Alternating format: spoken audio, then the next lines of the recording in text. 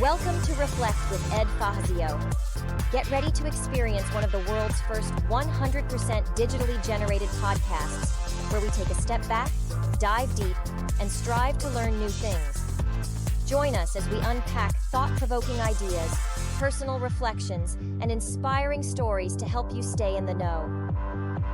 Reflect is brought to you by the minds at ByteBrain and powered by emerging technologies from Google, HeyGen, OpenAI, and 11 Labs. Thanks for tuning in. Now, relax and prepare to reflect.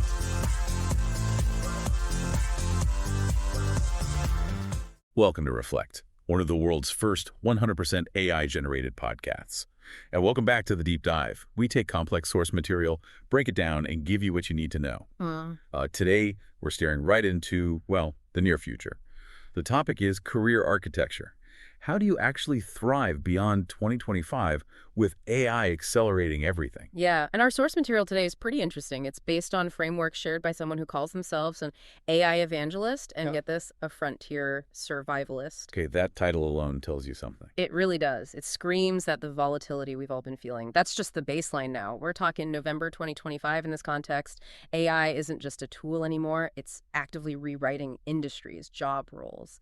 The works. So traditional job security feels like a concept from another era almost. Pretty much gone, yeah. Right. So the mission for you listening right now is to cut through all the noise. Forget the simple hustle harder advice or just learn prompt engineering and you'll be fine. Right, that feels insufficient now.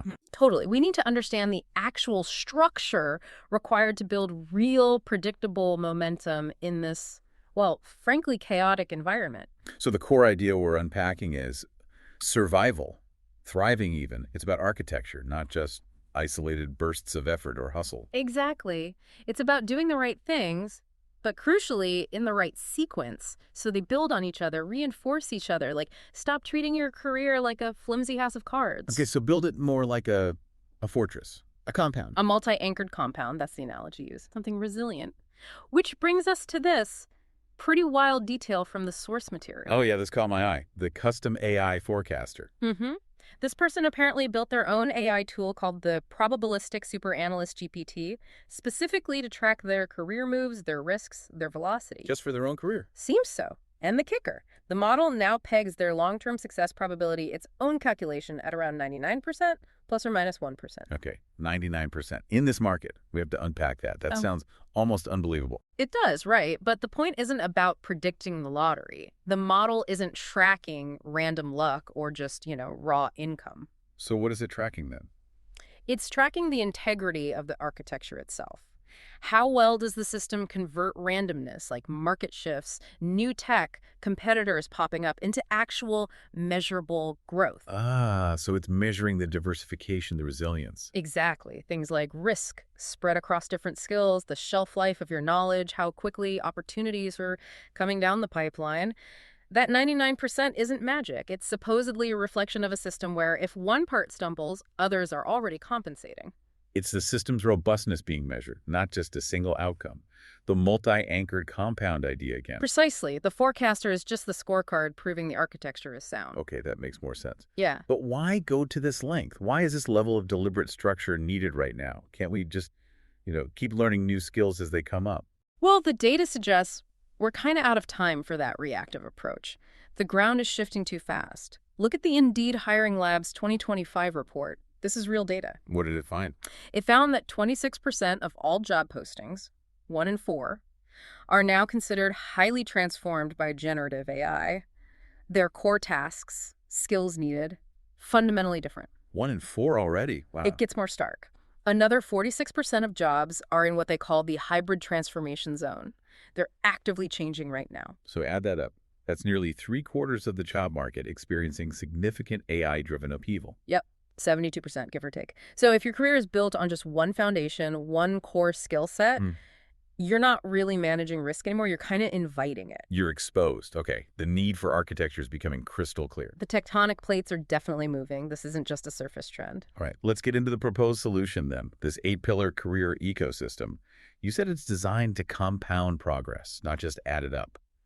That sounds powerful. It is. The power is in how the pillars interact. They're not just 8 separate things. They form a system. Okay, lay it out for us. Where does it start? Starts with the engine, really. Pillars 1, 2, and 3 are all about deep skill and application. Pillar 1. Learning AI deeply. And I mean deeply, not just casual use. Understanding the business side, the models underneath, where the real leverage is, spotting those edge use cases. And this isn't optional, right? I saw a note about the World Economic Forum. Absolutely non-negotiable. The WEF's Future of Jobs report for 2025 basically says tech skills, AI literacy, data chops, cybersecurity, they're projected to grow in importance faster than anything else. If you skip this deep learning, the rest of the structure is built on sand. Okay, learn it deeply.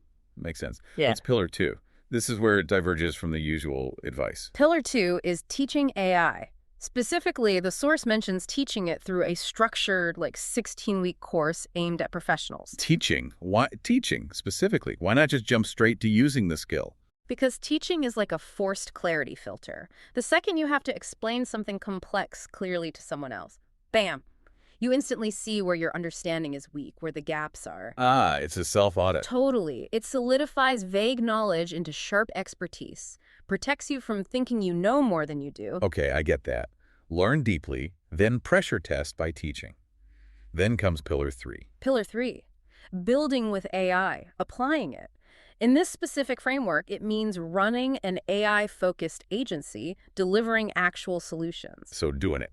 Getting your hands dirty. Nothing compounds faster. This is where you get that crucial operational feedback loop. The things that go wrong, the unexpected client needs, the successes, all that data feeds directly back into what you teach in Pillar 2 and what you realize you need to learn more about in Pillar 1. It's a cycle. Learn, teach, build, which informs the learning. That's the compounding engine right there. Continuous refinement. Okay, that's the expertise core. Yeah. Pillars 1, 2, 3. Now, how do you protect this engine and make sure people even know it exists? That sounds like the next set of pillars. Exactly. Pillars 4, 5, and 6 focus on visibility and, importantly, stability. Pillar 4. Storytelling. The example used is a globally distributed podcast, like this one, funnily enough. But it's not about ego. It acts as a magnet. It attracts the right people, collaborators, clients, peers who get it. In this noisy world, your reputation, your story, that's real currency. Makes sense. People connect with narratives. Pillar 5. Writing, specifically long-form work. The example is co-authoring a book with AI about collaborating with AI. Kind of meta. Why long form? Like a book. Isn't that slow in a fast world? Because it lasts. Books, deep dive articles, these artifacts stand as proof of serious thinking. They outlive algorithm changes on social media, fleeting trends. They anchor your thought leadership. Durable intellectual proof. Okay. Now, pillar 6 sounds counterintuitive, maybe. Yeah. The anchor. Yeah, pillar 6. Anchored. This means maintaining a stable, full-time role, in this case, partnered with a big tech company. Wait, a full-time job while running an agency, teaching, podcasting, writing a book. Doesn't that sound like, well, just being incredibly overworked? The old hustle culture again. Ah, that's the critical point. It looks like hustle, but the architecture makes it different. It's about strategic integration, not just piling on hours. How so? The big tech role provides stability, yes. Steady income, enterprise-level challenges, access to internal knowledge, smart people. It prevents those blind spots you get when you're only talking to yourself or a small team. Okay, the stability and perspective part makes sense, but the time commitment. That's where the synergy comes in. The teaching, pillar 2, the podcast, pillar 4, the writing, pillar 5, they're designed to directly leverage and frankly monetize the deep insights and experiences gained from the demanding big tech role, pillar 6, and the agency work, pillar 3. So the job isn't just a job, it's R&D for the other pillars. In a way, yes, and it provides the financial buffer to take risks with the agency. The content creation multiplies the impact of the time spent in the role. It's risk arbitrage, essentially. You're deliberately diversifying where your professional value and identity come from. Okay, that reframes it completely. It's not just more work, it's interconnected work. The job subsidizes the risk and feeds the content engine. You got it. That's the architectural thinking. Right, so that's 1 through 6. What about the last 2, 7 and 8? These are about scale and velocity, getting bigger, faster. Pillar 7. Community. The source is really strong on this. Isolation is a velocity killer. You have to surround yourself with people who are aligned, thinking along the same lines, building similar things. Why is community so crucial for speed? Because a strong network means less time explaining the basics, the why, you jump straight to the how, you get vetted collaborators, faster feedback, shared insights, things you just can't generate alone, or not quickly anyway. Reduces friction, accelerates learning. Yeah. Okay? And the final one, Pillar 8. Collaboration. This is about actively co-developing specialized ventures. Taking the network from Pillar 7 and building with them, maybe bringing in external partners, investors. So moving beyond your own resources. Exactly. You build your individual capacity first for speed and control, but you need the network and collaboration for true scale and leverage. External capital, different expertise. That's how you tackle bigger problems. Wow. Okay. Seeing all 8 together. Learn, teach, build, storytell, write, anchor, community, collaborate. You can really see how they're designed to feed into each other. That compounding effect is clear. When it works, yeah. The agency work sharpens the teaching clarifies the writing attracts the community fuels the collaborations. It becomes a virtuous cycle. Let's pivot to the validation, the why bother. Yeah. Because setting this up sounds demanding. You mentioned data earlier, but there's a specific financial incentive that really jumped out at me from the notes. You mean the PwC data? Yeah, the 2025 Global AI Jobs Barometer. For anyone listening who's thinking, is this worth the effort? Get this. Workers with advanced AI skills, the kind you build with this architecture, earned a 56% wage premium. 56%. That's not a small bump. That's serious capital flowing directly to people who've built this kind of deep, integrated expertise. The market is literally rewarding this structure. It's not theoretical, it's dollars and cents. Indeed. And it's not just individuals either, right? They're the macro point too. Yeah, looking broader, the same kind of dynamic plays out at the company level. Industries that are heavily exposed to AI, the ones really integrating it, their revenue per employee jumped 27%. 27. Compared to what? Compared to only about 8.5% in industries that were less exposed to AI. Okay, so that's more than triple the productivity gain. It shows this AI integration isn't just fluff, it's creating fundamental economic shifts. Deep structural changes, exactly. It proves investing in this kind of AI architecture, whether as an individual or a company, has massive leverage. And it brings us back to that modeling idea. You don't have to just guess or hope you're doing the right thing. Right. The source really emphasizes this. You can model your path. Use the data that's out there, adoption rates, skill decay rates, your own metrics use scenario planning. Turn your curiosity into calculated moves. Validation based on data beats blind speculation any day of the week. Okay, so for someone listening, this might feel overwhelming. Building an 8-pillar ecosystem. Yeah. Wow.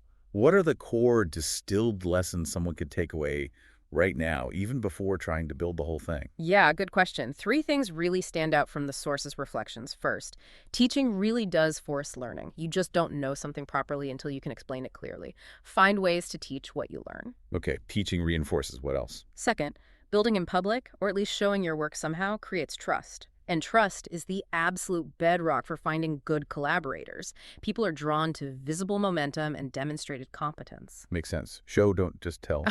And the third? Third, community isn't a nice to have, it's essential. Your network dictates your speed and your ultimate reach. Don't try to go it completely alone. Teach, build publicly, find community.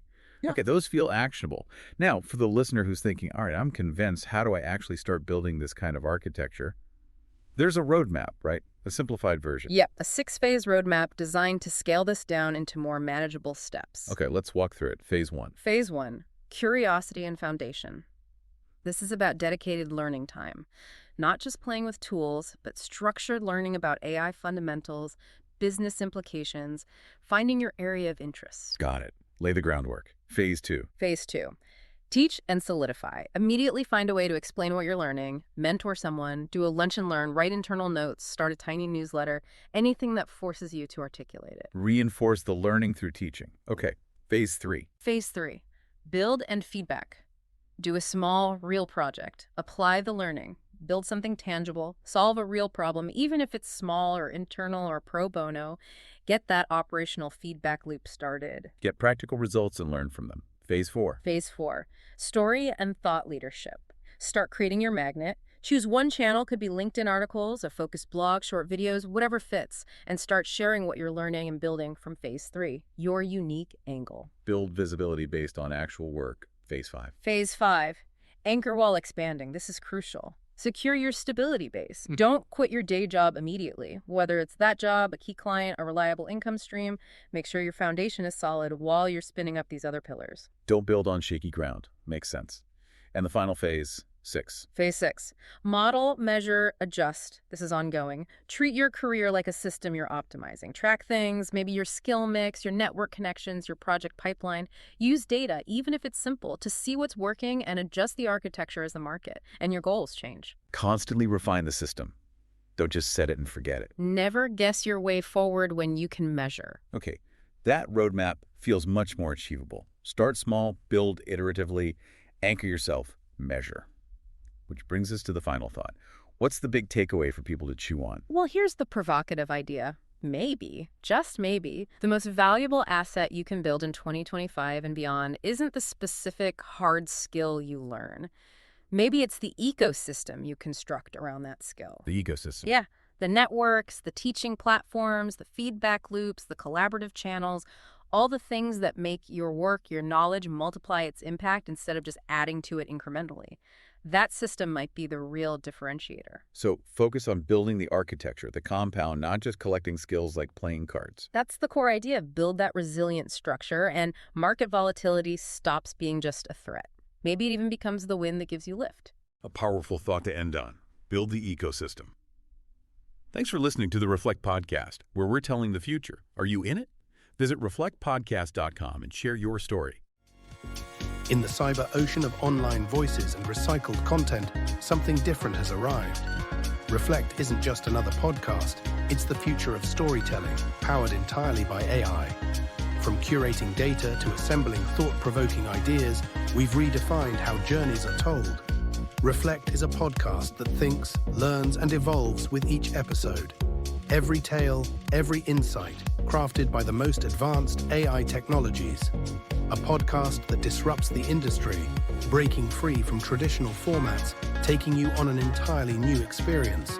So tune in now and reflect. We're telling the future.